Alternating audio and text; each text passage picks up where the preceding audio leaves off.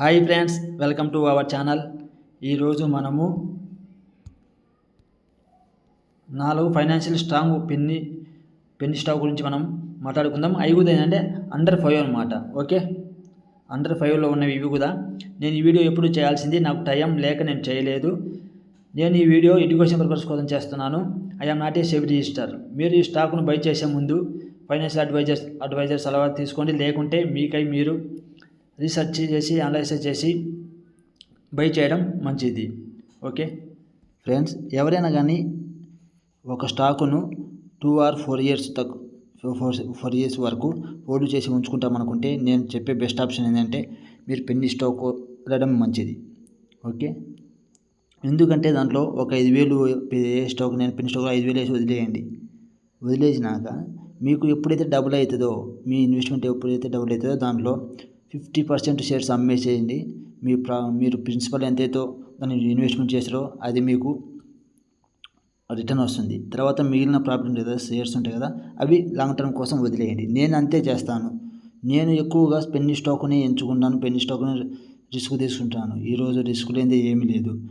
మనం ఇంట్లో నుంచి బయటికి వెళ్ళామంటే మన తల్లిదండ్రులు, పేరెంట్స్ కూడా ఎప్పుడు వస్తాడా మా కొడుకు మా బిడ్డ అని ఎదురు చూస్తూ ఉంటారు. ఎందుకంటే దాంట్లో రిస్క్ ఉంది. ఓకే, అట్లా మనం ఇక్కడ ఎగ్జాంపుల్ చూసుకున్నట్లయితే ఇది ఇక్కడ ఉంది కదా, ఇది చాలా పెద్ద చెట్టు, ఇది చిన్న చెట్టు ఇది. ఓకే, మనం ఎగ్జాంపుల్ చెప్తున్నాం. దీన్ని లార్జ్ క్యాప్ అంటే పెద్ద స్టాక్స్ అనుకుందాం. దీన్ని పెన్నీ స్టాక్ అనుకుంటే మనం ఇక్కడ పెన్నీ స్టాక్ అనుకుంటే ఇది ఇంత పెద్దగా అయింది. ఓకే, ఇంత పెద్దగా అయింది చెట్టు. ఓకే, ఇది ఇంత చిన్నగా ఉంది కదా. ఇప్పుడు ఇక్కడ నుంచి ఇంతవరకు పెరగడానికి స్కోప్ ఉంది, కానీ దాంట్లో కొంచెం రిస్క్ ఉంది అనమాట. ఎందుకంటే గాలి తుఫానుకు అది తట్టుకొని నిలబడితే కదా దాన్ని అంతవరకు పెద్దగా పెరిగేది. అందుకే స్టాక్లో కూడా రిస్క్ ఉంది. రిస్క్ లేనిది ఏం లేదు. కానీ నేను చెప్తున్నది ఏంటంటే ఇంట్రాడే చేయమాకండి. కొత్త ఇన్వెస్టర్లు వస్తున్నారు, వాళ్ళైనా ఇంట్రాడే చేయమాకండి. ముందు మీరు గమనించండి, మార్కెట్ అంటే ఏంది,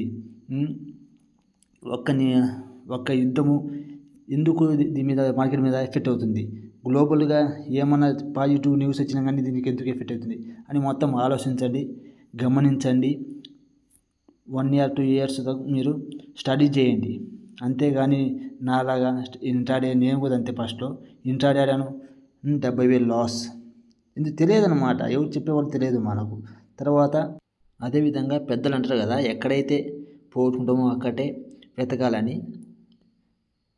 అందుకే స్టాకులో ఎవరైనా ఇన్వెస్ట్మెంట్ చేసేటప్పుడు ఆలోచించండి, గమనించండి.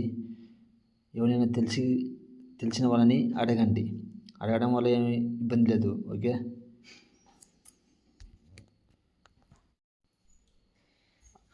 ఆ స్టాక్ ఏమిటంటే ఇప్పుడు ఇప్పటికీ ఎవరైనా కానీ డిమాట్ అకౌంట్ ఓపెన్ చేయకుంటే మన ఛానల్లో డిస్క్రిప్షన్ కింద లింక్ ఇవ్వబడింది, ఏంజల్ వన్గా. ఓకే, ఓపెన్ చేసుకొని అకౌంట్ ఓపెన్ చేసుకోవచ్చు. అలాగే ఏంజల్ వన్ అనేది ఈజీ అండ్ సింపుల్ ప్రాసెస్ అన్నమాట. ఇంకా మనము స్టాక్లోకి వెళ్తే ఇక్కడ మనం చూసినది ఏంటంటే పెన్నీ స్టాక్ అంటే మార్కెట్ ప్రైస్ ఉంటుంది కదా, అది కరెంట్ స్టాక్ ప్రైజు అది 50 ఉండాలి, 50 లోపు. అలాగే మార్కెట్ క్యాపిటల్ ఉంది కదా, 500 కోట్లు ఉన్నప్పుడు దాన్ని పెన్నీ స్టాక్ అంటారు. దీనిలో ఎక్కువ అట్రాక్ట్ అవుతారు అన్నమాట ఇన్వెస్టర్స్. ఓకే, ఇక్కడ ఇన్వెస్టర్స్ అట్రాక్ట్ అవుతాయి అనుకోండి. ఎందుకంటే లో ప్రైస్ ఉంటుంది, ఫస్ట్ హై ఉంటుంది అన్నమాట, హై రిటర్న్స్ వస్తుంది, అందుకే పొటెన్షియల్ ఎక్కువ ఉంటుంది ఇది. అలాగే రిస్క్ ఎక్కువ ఉంటుంది. ఓకే, గమనించాలి మీరు. అలాగే వొలటిలిటీ హై ఉంటుంది. ఓకే, లో లిక్విడ్ ఉంటుంది. దీనివల్ల ఏంటంటే మీకు తొందరగా డెవలప్ అయ్యే ఛాన్స్ ఉంది ఇన్వెస్ట్మెంట్. ఫస్ట్ స్టాక్ వచ్చేసి స్టాండర్డ్ క్యాపిటల్ మార్కెట్ లిమిటెడ్. దీని మార్కెట్ క్యాపిటల్ చూసుకుంటే 192 కోట్లు అనమాట. ఓకే, అలాగే ఈ న్యూస్ వచ్చే టయానికి 1.11 అనేది షేర్ ప్రైజ్ ఉన్నది. ఇంకా అదేవిధంగా రెవెన్యూ చూసుకున్నట్టే ఠీకే రెవెన్యూ చూసుకున్నట్లయితే ఇంక్రీజ్ అవ్వడం జరిగింది. 174% దీని రెవెన్యూ పెరగడం జరిగింది. ఇయర్లీ చూసుకుంటే ఇక చూడండి 2020 ఫైనాన్షియల్ ఇయర్ 2023లో 11.29 కోట్లు అనమాట నుంచి, అలాగే ఫైనాన్షియల్ 24 చూసుకుంటే 30 కోట్లు అనమాట, 30 కోట్ల వరకు పెరగడం జరిగింది. అలాగే నెట్ ప్రాఫిట్ ఇంక్రీజ్ కూడా అవ్వడం జరిగింది. ఇక్కడ 2023లో చూసుకుంటే 2.23 నుంచి 2024 10.71 కోట్లు ఠీకే 380% ఇది గ్రో అవ్వడం జరిగింది. అదేవిధంగా సిమిలర్లీ ROE చూసుకుంటే కన్నా 6.88 ROC చూసుకుంటే 8.8%, అలాగే ROE చూసుకుంటే 6.88. దీని డెప్త్ చూసుకుంటే అప్పులు చూసుకుంటే కన్నా 1.15 కోట్లాగా ఉంది. అలాగే ప్రైర్ టు ఎర్నింగ్ PE చూసుకుంటే కన్నా 19 అంటే చాలా తక్కువే ఉంది. సిమిలర్లీ ఈ stock business NBFC non banking financial company అన్నమాట. దీన్ని 1987లో ఎస్టాబ్లిష్ చేయబడింది. ఇది mainly trading shares, leasing, inter corporate deposit and providing finance consultancy service ఇది చేయడం జరుగుతుంది. అది కానీ మన సెకండ్ చూసుకుంటే MC ఫిన్కో లిమిటెడ్ అనమాట. దీని మార్కెట్ క్యాపిటల్ వచ్చేసి 236 కోట్లు ఉంది. అలాగే ప్రైస్ వచ్చేసరికి 3.3 ఉంది. ఇది ఆ న్యూస్ వచ్చే టయానికి ఫైనాన్స్. దీని రెవెన్యూ చూసుకున్నట్లయితే అది ఇంక్రీజ్ అవ్వడం జరిగింది. 100% ఇవ్వడం జరిగింది. 23లో 8 కోట్లు, 24లో 16 కోట్లు. అలాగే దీని నెట్ లాస్ అయింది అనమాట. నెట్ ప్రాఫిట్ అనేది లాస్లో ఉంది అనమాట. 2023లో -6 కోట్లు ఇవ్వడం జరిగింది. అలాగే 2025 ఫైనాన్షియల్ 11 కోట్లు రావడం జరిగింది. అలాగే ROC చూసుకుంటే 11.7, ROE చూసుకుంటే 11.6%. డెప్త్ ఈక్విటీ ఠీకే 0.01% అనమాట. ఇది 1 లక్ష రూపాయలు ఎంత ఉంది అది అప్పు. అలాగే చెప్పినా కదా company is almost depth free అంట.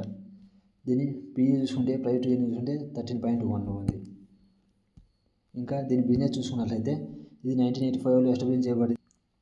దీని NBFC నాన్ బ్యాంకింగ్ ఫైనాన్స్ కంపెనీకి సంబంధించింది ఇది. ఓకే, వర్కింగ్ క్యాపిటల్ ఇది provide working capital solution and business loan including loan against సెక్యూరిటీలో ఇది పనిచేయబడింది. దీని బేస్ వచ్చేసి న్యూఢిల్లీలో ఉంది. థర్డ్ స్టాక్ వచ్చేసి మయూకా డెల్టా ట్రేడ్ లిమిటెడ్. దీని మార్కెట్ క్యాప్ చూసుకుంటే 22.6 కోట్ల ఉంది. అలాగే షేర్ ప్రైస్ వచ్చేసి 1.188. రెవెన్యూ చూసుకుంటే ఇక్కడ ఇంక్రీజ్ అవ్వడం జరిగింది. ఓకే, 62% ఇంక్రీజ్ అవ్వడం జరిగింది. ఫైనాన్షియల్ ఇయర్ 2023లో చూసుకుంటే 2.19, అలాగే 24లో చూసుకుంటే 3.55. నెట్ ప్రాఫిట్ కూడా ఇంక్రీజ్ అవ్వడం జరిగింది. 23లో 0.56, 24లో 1.19, 112% గ్రోత్ అవ్వడం జరిగింది ఇక్కడ కంపెనీ. అలాగే ROE చూసుకుంటే కంపెనీ 8.37, ROE 6.44. దీని ఈక్విటీ అంటే దీని అప్పులు చూసుకుంటే 0.02 అనమాట. ఆల్మోస్ట్ కంపెనీ డెప్త్ ఫ్రీ ఇది. అలాగే ప్రైస్ టు ఎర్నింగ్ చూసుకుంటే 12.4, చాలా అండర్లో ఇది కూడా PE. దీని బిజినెస్ చూసుకున్నది 1998లో ఇది ఎస్టాబ్లిష్ చేయబడింది. అలాగే ద కంపెనీ బేస్డ్ ముంబైలో ఉంది. In India. Company operate primary in the trading sector focusing infrastructure, steel and మీడియాకు మీద ఇది వర్కింగ్ చేస్తుంది. అలాగే లాస్ట్ వచ్చేసి తిలక్ వెంచర్ లిమిటెడ్. దీని మార్కెట్ క్యాపిటల్ వచ్చేసి 129 కోట్ల ఉంది. ఇది న్యూస్ వచ్చేటానికి 2.290 షేర్ ప్రైస్ ఉంది అనమాట. అలాగే రెవెన్యూ చూసుకుంటే ఇక్కడ ఇంక్రీజ్ అవ్వడం జరిగింది. 77% ఇంక్రీజ్ అవ్వడం జరిగింది ఇక్కడ. అలాగే 23లో చూసుకుంటే 8.96 crore. అలాగే 24లో చూసుకుంటే 5.91 కోట్లుగా ఇవ్వడం జరిగింది. నెట్ ప్రాఫిట్ కూడా ఇక్కడ ఇంక్రీజ్ అవ్వడం జరిగింది. 2.43. ఓకే, ఫైనాన్షియల్ ఇయర్ 23 చూసుకుంటే 2.43, అలాగే 24 చూసుకుంటే 5.45. 124% ఇలా గ్రోత్ అవ్వడం జరిగింది కంపెనీ. అలాగే ROC చూసుకుంటే 9.45, ROE చూసుకుంటే 7.21%. డెప్త్ ఫ్రీ ఇది మొత్తం. ఓకే, దీనికి ఏం అప్పులు ఏం లేదు. అలాగే PE చూసుకున్నట్లయితే 17.4.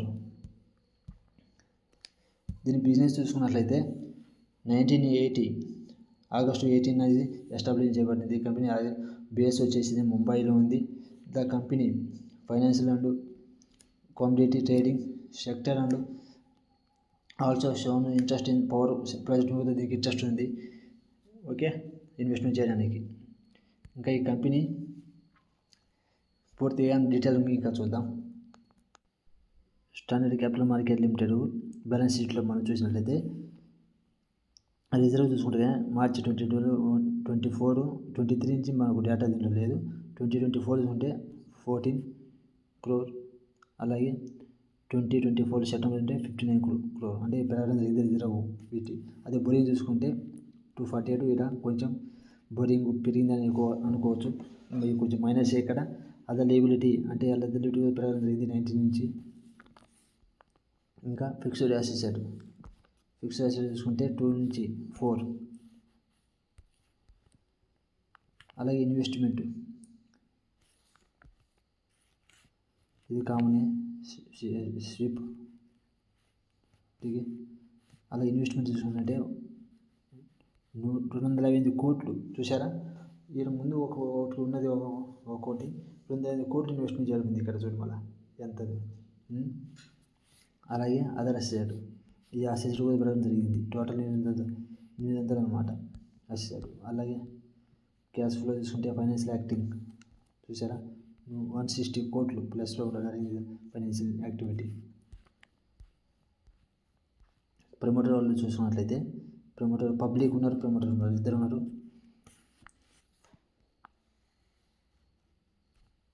కామన్ ఇది.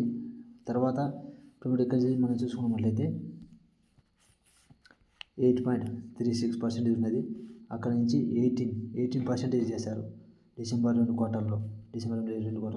అలాగే 2023 మార్చి క్వార్టర్ చూసుకుంటే 17.88%. తర్వాత జూన్లో 17.86, సెప్టెంబర్లో చూసుకుంటే 23లో 7.83. అలాగే దీంట్లో ఈ క్వార్టర్ చూసుకుంటే డిసెంబర్ 2023 చూసుకుంటే మటుకు 17.81%, మార్చ్ 2024లో 17.74, అలాగే జూన్ 2024లో 14.86, సెప్టెంబర్లో 14.86. ఇక్కడ కూడా డిక్రీజ్ చేయడం జరిగింది. డిక్రీజ్ చేయడం జరిగింది ప్రమోటర్ ఇక్కడ. వీరి పబ్లిక్ ఓటా 8.85% ఉండడం జరిగింది. ఓకే, ఇంకా అదేవిధంగా PMC ఫిన్కోప్ లిమిటెడ్ దాని బ్యాలెన్స్ షీట్ చూసుకున్నట్లయితే రిజర్వ్ చూసుకున్నట్లయితే లాస్ట్ 5 నుంచి చూసుకున్నట్లయితే 2020లో 19, అలాగే 21, 23, 39, 51, 70 ఇలా ఎవ్రీ ఇయర్ వీళ్ళు పెంచుకుంటూ అవుతున్నారు. ఇంక్రీజ్ అవ్వడం జరిగింది ఇక్కడ రిజర్వ్ వాళ్ళకి. అలాగే బోరింగ్ చూసారా చాలా తక్కువ, డిక్రీజ్ అవ్వడం జరిగింది ఇక్కడ బోరింగ్. చాలా మంచి విషయమే. అలాగే ఫిక్స్డ్ అసెట్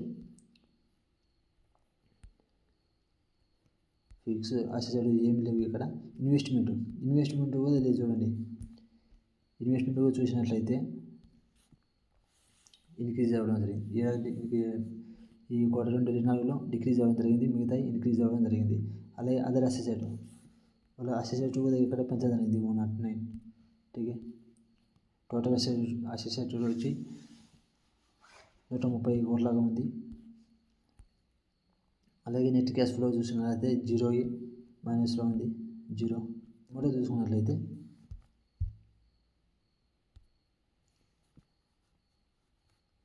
మార్చి 2023లో 19.34, 23లో సేమ్.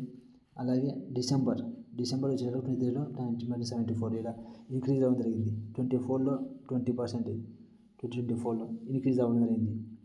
ఓకే, తర్వాత సెప్టెంబర్ 2024లో ఇంక్రీజ్ అవ్వడం అంటే ఈ సెప్టెంబర్లో 2024 ఇంక్రీజ్ రావడం జరిగింది. అది పబ్లిక్ చూడమంటే పబ్లిక్ పర్సెంట్ ఎంత ఉంది, 79.88% ఉండడం జరిగింది. మా యొక్క డెల్టా ట్రేడ్ లిమిటెడ్లో మనము రిజర్వ్ చూసుకుంటే బ్యాలెన్స్ షీట్లో రిజర్వ్ చూసుకుంటే ఇక చూడండి ఎవ్రీ ఇయర్ పెరుగుతూ ఉన్నాయి ఇవి. ఓకే, అలాగే బోరింగ్ కూడా ఇక్కడ పెరగడం జరిగింది. ఇంకా మనం లయబిలిటీ ఇవి కూడా పెరిగినాయి. అలాగే ఫిక్స్డ్ అసెట్ చూసుకుంటే ఇక్కడ పెరగడం జరిగినాయి. చూడండి మంచిదే పెరగడం వల్ల. ఇన్వెస్ట్మెంట్ కూడా ఇల్లు పెంచడం జరిగింది. ఇక్కడ టోటల్ అసెట్ వచ్చి 24.52. క్యాష్ ఫ్లో ఇక్కడ మైనస్లో ఉంది. December 11.67 2023 same to. అలాగే జూన్ చూసుకుంటే 23లో 4.55, సెప్టెంబర్లో చూసుకుంటే 4.10, 2023 డిసెంబర్ చూసుకుంటే 4.1, అలాగే మార్చి 2024లో 3.11, 2024 జూన్ 3.11, సెప్టెంబర్ 3.11 ఇక్కడ డిక్రీజ్ అవ్వడం జరిగింది. అదే మనం పబ్లిక్ చూసుకుంటే 96%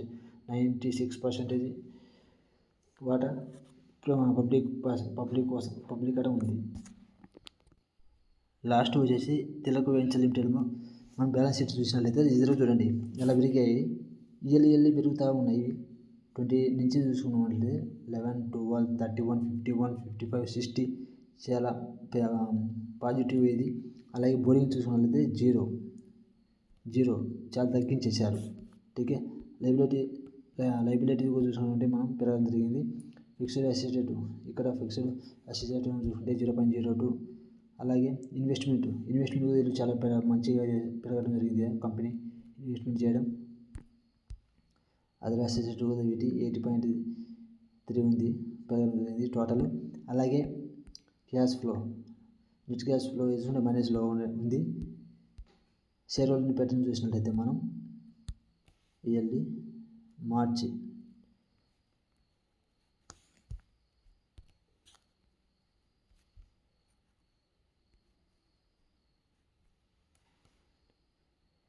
చూసారా, మార్చిలో 2023లో 62.63, అలాగే మార్చి 2024లో 52.8.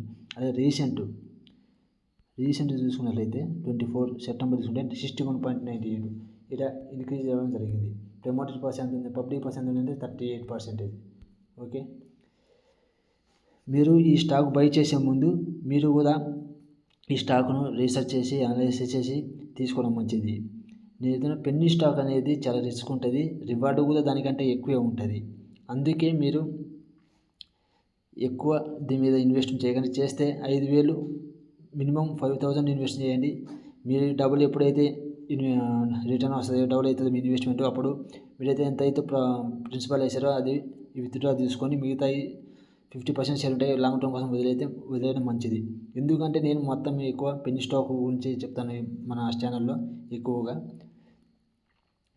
మీకు ప్రూఫ్ కూడా చూపిస్తాను. ఓకే, తర్వాతనే ఆ ప్రూఫ్ ఏంటంటే నెక్స్ట్ వీడియోలో చూపించడం జరుగుతుంది పెన్నీ స్టాక్ గురించి.